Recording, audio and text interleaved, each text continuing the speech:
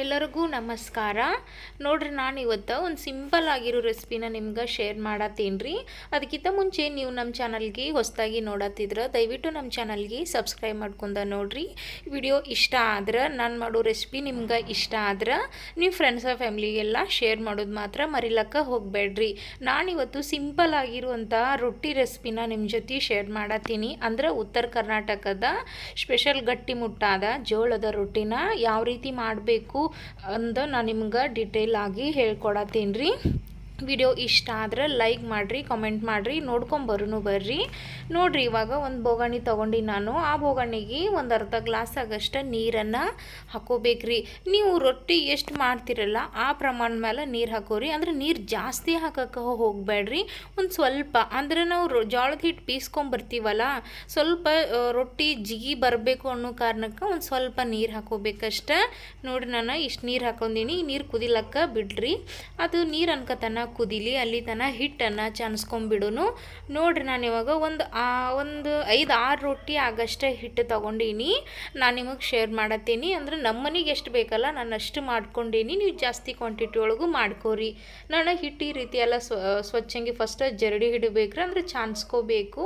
ಚಾನ್ಸ್ಕೊಂಡ ಈ ರೀತಿ ಗುಂಡು ಮಾಡಿ ಸ್ವಲ್ಪ ಬಡಿಲಕ್ಕ ಹಿಟ್ಟು ತಗೊಂಬಿಡ್ಬೇಕ್ರಿ. ಅಂದ್ರೆ ರೊಟ್ಟಿಗೆ ಹಿಟ್ಟು ಹಚ್ಚಿ ಬಡಿಬೇಕಲ್ಲ, ಅದಕ್ಕೆ ಒಂದು ಸ್ವಲ್ಪ ತಗೊಂಬಿಡ್ರಿ. ನೋಡಿರಿ, ಇವಾಗ ಈ ರೀತಿ ರೌಂಡಾಗಿ ಗುಂಡಂಗಿ ಮಾಡ್ಕೊಂಬಿಡ್ಬೇಕ್ರಿ. ನೋಡು, ಒಂದು ಸ್ವಲ್ಪ ಈ ರೀತಿ ಗ್ಯಾಪ್ ಬಿಟ್ಬಿಡ್ಬೇಕ್ರಿ. ಅಂದ್ರೆ ಸುಡು ಸುಡು ನೀರು ಕುದಿಯತ್ತವಲ್ಲ, ಅದನ್ನು ಇದಕ್ಕೆ ಹಾಕೊಂಬಿಡೋನು. ಇವಾಗ ನೋಡ್ರಿ, ಈ ಸೈಡ ನೀರು ಈ ರೀತಿ ಕುದಿಯಾಕತ್ತವಲ್ಲ, ಇಷ್ಟ ಆದ್ರೆ ಸಾಕು. ಇವಾಗ ಗ್ಯಾಸನ್ನು ಲೋ ಫ್ಲೇಮ್ ಒಳಗೆ ಇಟ್ಕೊಂಡು ನಾವೇನು ನೀರು ಕುದಿಸ್ಕೊಂಡಿರ್ತೀವಲ್ರಿ ಆ ನೀರನ್ನು ಇದಕ್ಕೆ ಹಾಕೊಂಬಿಡ್ರಿ. ನೀವು ಜಾಸ್ತಿ ನೀರು ಹಾಕೊಳಕ್ಕೆ ಹೋಗಬೇಡ್ರಿ. ಒಂದು ಸ್ವಲ್ಪ ನೀರು ಹಾಕಿದ್ರೆ ಸಾಕು. ಅಥವಾ ರೊಟ್ಟಿ ಹಿಟ್ಟು ಅಂದ್ರೆ ಜೋಳದ ಹಿಟ್ಟು ಜಿಗಿ ಭಾಳ ಐತಿ ಅಂದ್ರೆ ನೀವು ನೀರು ಹಾಕಲ್ದೂ ಮಾಡ್ಬೋದು. ನನ್ನ ಪ್ರಕಾರ ಒಂದು ಸ್ವಲ್ಪ ಜಿಗಿ ಬರಬೇಕು, ರೊಟ್ಟಿ ಚಲೋ ಮೆತ್ತಗೆ ಬರಬೇಕು ಅಂದ್ರೆ ಈ ರೀತಿ ಒಂದು ಸ್ವಲ್ಪ ಸುಡು ಸುಡು ನೀರನ್ನು ಹಾಕಿ ಜಿಗಿ ಹಾಕೋಬೇಕ್ರಿ. ನಮ್ಮ ಕಡೆ ಇದಕ್ಕೆ ಜಿಗಿ ಹಾಕೊಳ್ಳೋದು ಅಂತಾರು. ಈ ನೀರನ್ನು ಇದಕ್ಕೆ ಹಾಕೊಂಡ್ಮೇಲೆ ನೋಡ್ತಿರ್ಬೋದು, ಒಂದು ಸ್ಪೂನ್ ತಗೊಂಡ ಈ ರೀತಿ ಸೈಡಿಂದ ಹಿಟ್ಟನ್ನು, ಒಣ ಹಿಟ್ಟನ್ನು ಇದಕ್ಕೆ ಹಾಕೊಳತ್ತೀನಿ ರೀ. ಅಂದ್ರೆ ಒಮ್ಮೆ ಮಿಕ್ಸ್ ಮಾಡೋಕ್ಕೆ ಹೋದ್ರೆ ಅದು ನೀರೆಲ್ಲ ಹೊರಗೆ ಬಂದುಬಿಡ್ತೈತಲ್ಲ, ಆ ಕಾರಣಕ್ಕಾಗಿ ಈ ರೀತಿ ಎಲ್ಲ ಸ್ಲೋ ಆಗಿ ಸ್ವಲ್ಪ ಹಿಟ್ಟು ಹಾಕಿ ಆಮೇಲೆ ಈ ರೀತಿ ರೌಂಡಾಗಿ ಮಾಡ್ಕೊಂಡು ಇದನ್ನೆಲ್ಲ ಈ ರೀತಿ ಮಿಕ್ಸ್ ಮಾಡ್ಕೋಬೇಕ್ರಿ. ನೋಡಿರಿ, ಈ ರೀತಿ ಮಾಡ್ಕೊಂಡು ಸ್ವಲ್ಪ ಒಂದು ಚಮಚೆ ತೆಗೆದುಬಿಡೋನು. ಇವಾಗ ಒಂದು ಕಾಟನ್ ಅರ್ಬಿ ತೊಗೊಂಡೇನಿ. ಅದಕ್ಕೆ ಒಂದು ಬೋಗಣಿ ಒಳಗೆ ತಣ್ಣೀರನ್ನು ಹಾಕ್ಕೊಂಡೇನಿ ರೀ. ಅದ ಬೋಗಣಿ ಒಳಗೆ ಅಂದ್ರೆ ಇದನ್ನು ಹಿಟ್ಟು ಕಲಿಸ್ಕೊಳಕ್ಕೆ ನೀರು ಬೇಕಲ್ಲ, ಫಸ್ಟ್ ಜಿಗಿ ನೀರಿಗೆ ಒಂದು ಸ್ವಲ್ಪನ ಬಿಸಿ ನೀರು ಹಾಕೋಬೇಕು. ಆದರೆ ಹಿಟ್ಟು ಕಲ್ಸಕ್ಕೆ ಏನೈತಿ ತಣ್ಣೀರನ್ನ ಆ್ಯಡ್ ಮಾಡಿ ನಡಿತೈತಿ. ಹಿಟ್ಟು ಈ ರೀತಿ ಎಲ್ಲ ಮಿಕ್ಸ್ ಮಾಡ್ಕೊಂಡು ಇದನ್ನು ನಾದಬೇಕ್ರಿ. ಅಂದ್ರೆ ಮಿದ್ದಬೇಕು, ಕಲಿಸ್ಬೇಕು. ನಮ್ಮ ಕಡೆ ನಾದಬೇಕಂತಾರು. ನೋಡ್ರಿ, ಈ ರೀತಿ ಹಿಟ್ಟು ನಾದಿ ನೋಡಿ ಇಷ್ಟ ಆಗೈತಲ್ಲ. ಇವಾಗ ಒಂದು ಸ್ವಲ್ಪ ನೀರನ್ನು ಅಂದ್ರೆ ತಣ್ಣೀರನ್ನು ಹಚ್ಕೊಂಡು ನಾದ್ಬಿಡ್ಬೇಕ್ರಿ. ಈಗ ಕೈಗೆ ಹಿಟ್ಟು ಹತ್ತಿರ್ತೈತಿ ನೋಡ್ರಿ, ಆ ಹಿಟ್ಟನ್ನು ಹಂಗೆ ತಿಕ್ಕಿರೆ ಹೋಗಂಗಿಲ್ಲ. ಒಂದು ಸ್ವಲ್ಪ ಒಣ ಹಿಟ್ಟನ್ನು ಹಚ್ಕೊಂಡು ತಿಕ್ಕೊಂಬಿಡ್ರಿ. ಅದು ಕೈಗೆ ಹತ್ತಿದ್ದ ಹಿಟ್ಟು ಎಲ್ಲನೂ ಕ್ಲಿಯರಾಗಿ ಹೋಗ್ತೈತಿ. ನೋಡ್ರಿ, ಇವಾಗ ಇಷ್ಟ ಹಿಟ್ಟು ಕರೆಕ್ಟಾಗಿ ನಾದೇನಿ. ಒಂದು ಜರ ಕೈಗೆ ನೀರು ಹಚ್ಕೊಂಡು ಮಿದ್ದು ಬಿಡಬೇಕು. ನೋಡ್ತಿರ್ಬೋದು, ಒಂದು ಸ್ವಲ್ಪನೂ ಕೈಗೆ ಹಿಟ್ಟು ಹತ್ತಿಲ್ಲಲ್ಲ, ಆ ರೀತಿ ಮಾಡ್ಕೋರಿ. ಇವಾಗ ಹಿಟ್ಟು ರೆಡಿ ಆಯ್ತು. ಕಲಸೋದ ಭಾಳ ಏನು ದೊಡ್ಡ ಬಿರಿ ಕೆಲಸ ಇಲ್ಲ. ಜಿಗಟ್ ನೀರು ಹಾಕಿರ ರೊಟ್ಟಿ ಹೆಂಗಿದ್ರು ಚಲೋ ಮೆತ್ತಗೆ ಬರ್ತಾವೆ ನೋಡ್ರಿ. ಇವಾಗ ಒಂದು ಸ್ವಲ್ಪ ಹಿಟ್ಟು ತೊಗೊಂಡು ನಾನು ಅಂದ್ರೆ ಉಳ್ಳಿ ಮಾಡ್ಕೊಂಡೇನಿ. ರೊಟ್ಟಿ ಬಡಿಬೇಕಲ್ರಿ. ಇನ್ನು ನೋಡ್ರಿ, ನಾನು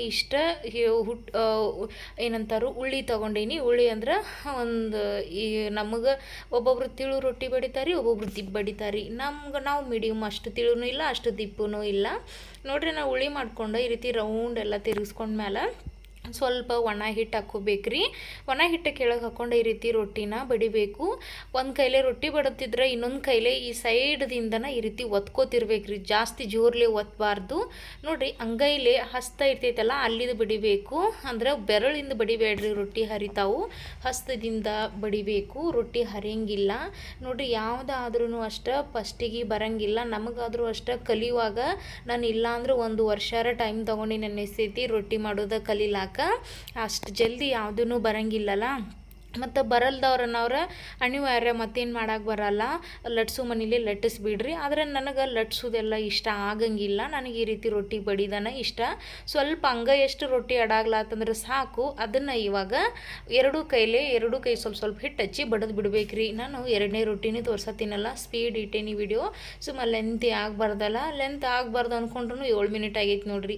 ನಾನೊಂದು 2 ರೊಟ್ಟಿ ಬಡಿದು ತೋರ್ಸತ್ತೀನಿ. ಇವಾಗ ಬೇಯಿಸೋದು ನೋಡಿ ತೆಗಿಬೇಕಂದ್ರೆ ಸ್ವಲ್ಪ ಈ ಸೈಡ್ದಿಂದ ಒತ್ತರ ಬಂದುಬಿಡ್ತೈತಿ ರೊಟ್ಟಿನ. ಈ ರೀತಿ ತಕ್ಕೊಂಬಿಡೋನು. ಕೆಳಗಿನ ಸೈಡ್ ಏನೈತಲ್ಲ ನೋಡ್ರಿ, ಇವಾಗ ತವಿನ ಕೈಯಾಗಿಟ್ಟೀನಿ. ಕೆಳಗಿನ ಸೈಡ್ ಇರ್ತೈತಲ್ರಿ ಹಿಟ್ಟು ಹತ್ತಿದ ಸೈಡ, ಅದು ಇಲ್ಲಿ ತವಿ ಮ್ಯಾಲೆ ಬರ್ಬೇಕ್ರಿ.